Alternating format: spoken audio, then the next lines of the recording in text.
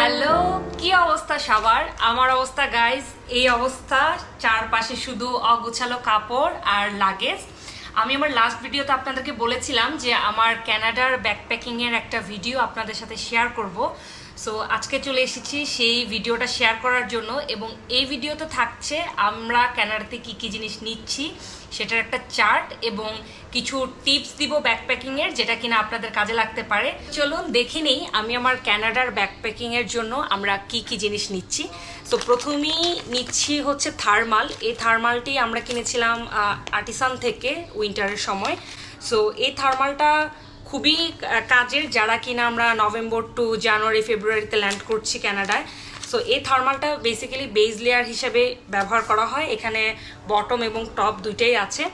আমরা দুই সাইজেরই নিয়েছিলাম, এম এবং এস, কিন্তু পরবর্তীতে আমার কাছে মনে হয়েছে যে আসলে আমাদের জন্য এসটাই পারফেক্ট। কেনার সময় চেষ্টা করবেন যে যেন গায়ের সাথে লেগে থাকে এমন সাইজটা নিতে। সো চলুন এখন যাই হচ্ছে প্যান্ট সেকশনে। বাসায় পরা, রুমে পরার জন্য আমি এই টাইপের 4-5টা ট্রাউজার নিচ্ছি। এগুলো ম্যাক্সিমামই হচ্ছে ফানেলের ট্রাউজার। আমি একটু ক্লোজ করে দেখাচ্ছি। তারপরে আসি হচ্ছে ট্রাউজারে। সো আমি এখানে জগার্স অনেকগুলো কিনেছি। তো ফ্লিস এবং নর্মাল জগার্সের মধ্যে আসলে পার্থক্যটা বোঝা যায় না। তো প্রথমে 1-2টা কেনার পর আমি রিয়েলাইজ করলাম যে না, আমি যে জগার্সগুলো কিনেছি সেগুলো আসলে ফ্লিসের ছিল না। সো ফ্লিসের এটা হচ্ছে ফ্লিস ছাড়া জগার্স, যেটা কিনা নর্মাল কাপড়, আর এটা হচ্ছে ফ্লিস সহ। তো ভিতরে একটু সোয়েটারের মতো একটা ম্যাটেরিয়াল থাকে। সো অবশ্যই জগার্স কেনার সময় ফ্লিস আছে কিনা চেক করে তারপরে কিনবেন। সো কেন আমি ফ্লিস কেনার কথা বলছি, ফ্লিসের জগার্সগুলোর ভিতরে যেই ম্যাটেরিয়ালটা থাকে সেই ম্যাটেরিয়ালটা আপনার বডি টেম্পারেচার অনেকক্ষণ ধরে রাখবে, খুবই কমফোর্টেবল। সো উইন্টার বা কানাডায় ধরতে গেলে 12 মাসই কম বেশি ঠান্ডা থাকে। সো সেই জন্য আপনাদেরকে খুবই কমফোর্ট দিবে এই ফ্লিসের জগার্সগুলো। তারপর আসি জিন্সের প্যান্টে। সো আমি জিন্সের প্যান্ট মোটামুটি 10টার মতো নিয়েছি। তো জিন্সের প্যান্টের শেপটা আমি একটু বলে দিই। আপনারা চাইলে এরকম ন্যারো শেপের জিন্সের প্যান্ট নিতে পারেন, কারণ ন্যারো শেপের জিন্সের প্যান্টে যেটা হয় সেটা হচ্ছে যে বডি টেম্পারেচারটা ন্যারো হওয়ার কারণে অনেকক্ষণ গায়ের সাথে লেগে থাকে এবং অনেকক্ষণ ধরে রাখে। সো শীতে এই ন্যারো শেপের জিন্সগুলো আপনাদেরকে কিছুটা হলেও কমফোর্ট দিবে। এখন প্রশ্ন আসতে পারে যে আমি এতগুলো জিন্স কেন নিয়ে যাচ্ছি।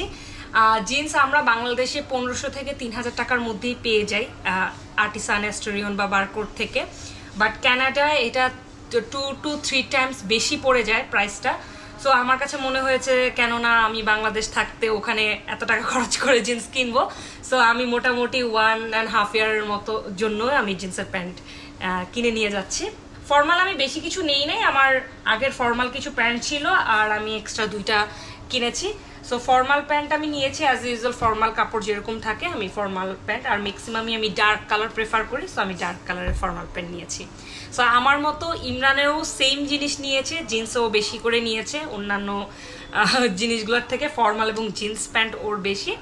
আমি ভিডিওর লাস্টে একটা চার্ট দিয়ে দিব যে আমরা কে কতটা অ্যামাউন্ট নিয়েছি এবং কি কি নিয়েছি, খুব ডিটেলস আমি দিব চার্টটা। সো চলুন এখন দেখে নিই আমি টপস বা টি শার্ট কি কি নিচ্ছি। আমি টি শার্ট নিয়েছি প্রায় 10টার মতো, আর হচ্ছে ফর্মাল শার্ট নিয়েছি হচ্ছে 5টা। আর এখানে এগুলো আমি পেয়েছিলাম হচ্ছে আর্টিসানে। সো এগুলো একে ফর্মাল বাট একটু সোয়েটারের মতো, কাপড়টা খুবই কমফোর্টেবল, উইন্টারের জন্য পারফেক্ট, তাই আমি ফর্মালের সাথে এই দুটো রেখেছি।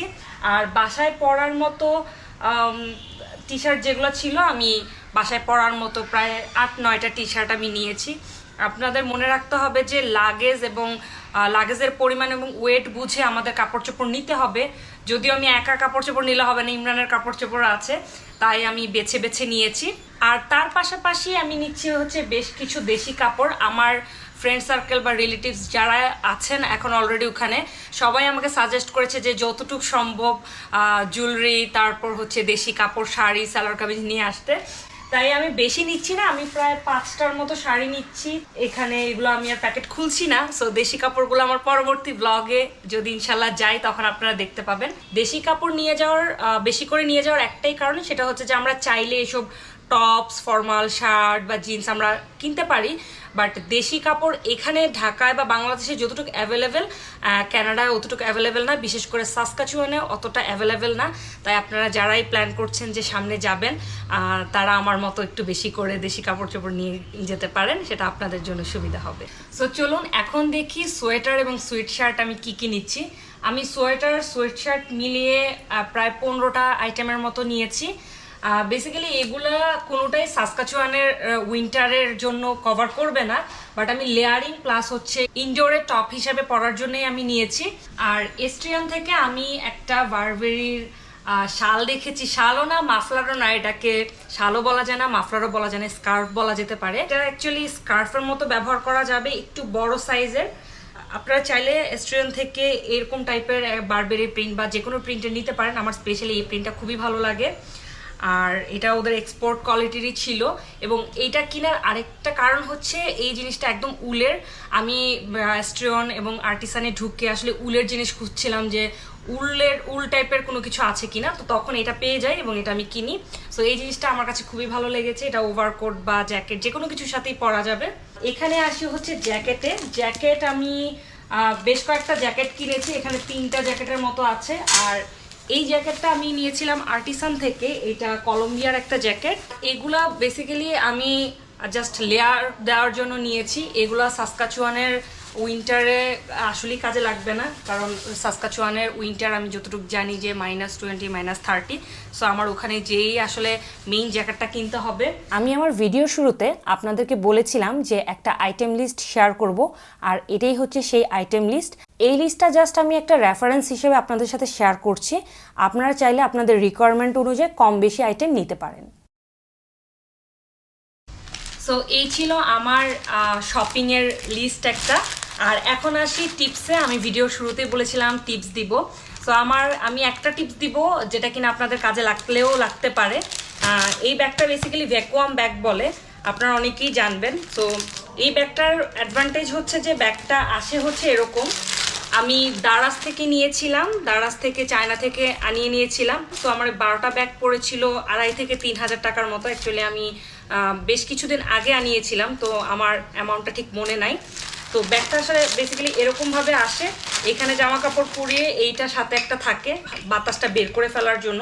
তো এটা খুলে এভাবে বাতাস বের করে ফেলে, যেটা সুবিধাটা হয় সেটা হচ্ছে যে লাগেজে অনেক বেশি কাপড় নেওয়া যায় এই ব্যাগগুলোতে। যে আমি যদি নর্মালি এই 3টা জ্যাকেট নিতাম আমার অনেক ফুলে থাকতো, স্পেস অনেক বেশি নষ্ট হতো। তো এই ব্যাগগুলোতে যেটা হয় যে হাওয়াটা বের করে ফেললে কাপড়গুলো একদম কনজাস্টেড হয়ে যায় এবং লাগেজের জায়গা অনেক বেশি থাকে। তো এইভাবেই আমি আসলে কাপড়গুলো এখন প্যাক করব। আমার মনে হয় যে এই জিনিসটা খুবই আমার কাজে দিয়েছে লাগেজের স্পেস বাঁচানোর জন্য। তো এই ছিল আমার একটা ছোট টিপস। এখন আসি লাগেজ প্রসঙ্গে। আমরা যাচ্ছি এমিরেটসে করে। এমিরেটসে পার পারসন 23 কেজি করে 2টা লাগেজ 46 কেজি নিতে পারে চেকিং লাগেজে, এবং ক্যারি অনে নিতে পারে একটা লাগেজ 7 কেজি করে। তাই আমরা পার পারসন 2টা করে লাগেজ নিচ্ছি, প্রেসিডেন্টের 28 সাইজের লাগেজ, আর ক্যারি অনে নিচ্ছি একটা লাগেজ। সো এই 4টা লাগেজের মধ্যেই 2জনকে আমাদের টোটাল যা নেওয়ার এত বছরের সবকিছু আমাদের আসলে নিতে হবে। হচ্ছে আমি জানি ব্যাকপ্যাকিং খুবই ডিফিকাল্ট কাজ, যারা এর আগে আমাদের আগে গিয়েছেন তারা বুঝবেন আমার সিচুয়েশনটা, এবং যারা ইনশাল্লাহ আগামীতে যাবেন তারাও যখন এই সিচুয়েশনটাতে পড়বেন তখন বুঝবেন অ্যাকচুয়ালি আমি আসলে কিসের মধ্যে দিয়ে যাচ্ছি। এই ছিল আমার কানাডার ব্যাকপ্যাকিংয়ের ভিডিও। আশা করছি আপনারা যারা কানাডায় মুভ করছেন অথবা অন্য কোনো দেশে মুভ করার প্ল্যান করছেন, আপনাদের একটু হলেও আমার এই ভিডিওটি কাজে আসবে। সো পরবর্তী ভিডিওতে দেখা হচ্ছে নতুন কোনো ব্লগ নিয়ে। সে পর্যন্ত ভালো থাকুন, সুস্থ থাকুন, বাই বাই।